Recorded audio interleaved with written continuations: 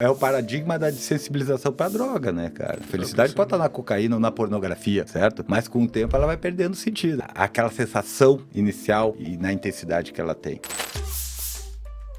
Pode acontecer de tu realmente mudar, tipo assim, um episódio traumático pode desencadear um transtorno novo, ou um quadro de depressão. Um episódio traumático pode causar um transtorno de estresse pós-traumático. É que daí tem aquela questão do gene, daí o ambiente, e a soma do gene com o ambiente desencadeia o problema. A gente poderia olhar dessa perspectiva, mas a primeira coisa que a gente tem que entender é o que a gente está chamando de trauma. Então, por exemplo, qualquer interação com o ambiente vai mudar o teu comportamento. Pode mudar o teu comportamento permanentemente ou pode mudar o teu comportamento momentaneamente. Algumas situações na nossa vida não são necessariamente traumáticas, mas são situações que vão efetivamente ter um impacto muito grande sobre a forma como a gente responde para o ambiente, certo? Outras situações podem mudar a forma como a gente responde para o ambiente e trazer uma série de respostas aversivas, emocionalmente aversivas. Isso é um problema. Então, o grande problema aí é, de novo, o conceito de trauma, né? O conceito de trauma foi um conceito que foi, de certa forma, simplificado. Ele foi importado da medicina e ele foi simplificado. E às vezes as pessoas entendem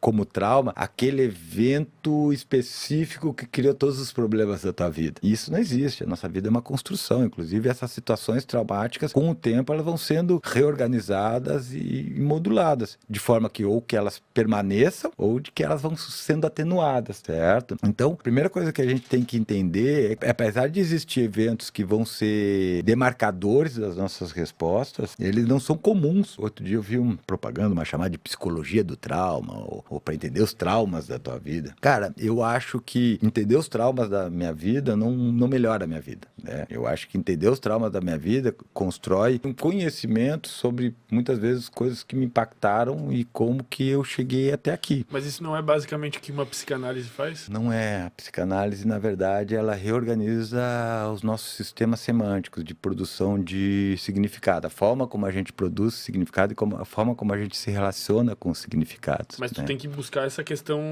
dos traumas, assim, tipo, ou não? Não, isso é uma simplificação da psicanálise, né? Sim. Isso foi associado muito à psicanálise, mas a psicanálise, ela trabalha com a maneira como o nosso sistema nervoso constrói significados. E a maneira como o nosso sistema nervoso constrói significados é alheia à nossa vontade. O pessoal da Neuro e da TCC costumam demonizar a psicanálise, né? Mas eu tenho uma ótima relação com a psicanálise e com os psicanalistas, né? Eu, que nem falei para vocês, para mim, eu acredito que todos nós que somos psicoterapeutas somos, de alguma forma ou de outra, herdeiros da psicanálise. Muitos conceitos da psicanálise são construídos a partir de uma necessidade de delimitar um fenômeno neurológico. Por exemplo, eu gosto muito de brincar com os conceitos, e tem um conceito que eu gosto de brincar muito, o Wesley vai gostar disso, que é o conceito de desejo. O conceito de desejo, da forma como ele é estruturado por Lacan, né, ele vai dizer que o desejo é uma falta, ou seja, o desejo é essa sensação de falta que a gente tem mesmo quando a gente atinge nossos objetivos e os nossos propósitos. A gente chega lá e uau, tá, mas nem é tão uau assim, certo? E eu costumo dizer que essa falta que o Lacan fala é falta de dopamina, ou seja, é a diferença entre o cálculo de dopamina que o córtex pré-frontal faz quando ele planeja uma determinada situação e o que realmente a gente recebe na nossa via prosencefálica basal quando a gente atinge isso. E essa perspectiva, né, ela é muito importante pra gente. Eu trabalho com isso todo o tempo da clínica, né? O que a gente trabalha muito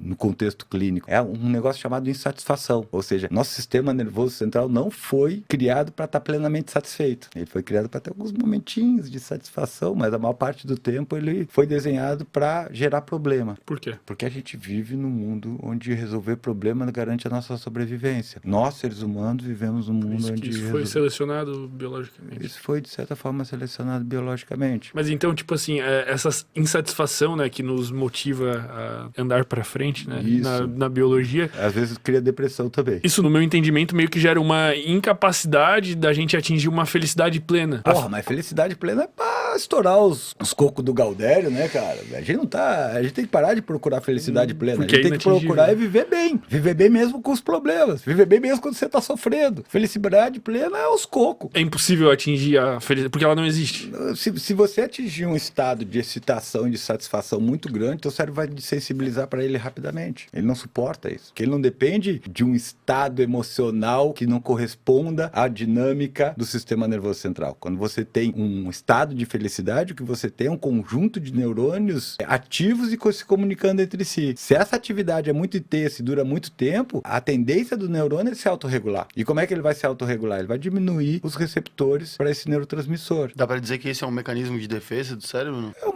mecanismo de autorregulação, né, cara? Ninguém consegue estar ativo por muito tempo, o tempo todo. Isso biologicamente inadequado, né? Então ele vai regular. Então, por exemplo, é o paradigma da desensibilização para droga, né, cara? A felicidade pode estar na cocaína ou na pornografia, certo? Mas com o tempo ela vai perdendo sentido, ela vai perdendo aquela sensação inicial e na intensidade que ela tem. O sistema nervoso é altamente impactado pelas experiências que ele vive. Tem uma história, não sei se é verídica, porque eu nunca usei, mas diz assim que não tem experiência igual à primeira dose com heroína. Tem relatos que... A gente balança a cabeça e a galera vê e pensa, isso aí. É verdade, eu concordo.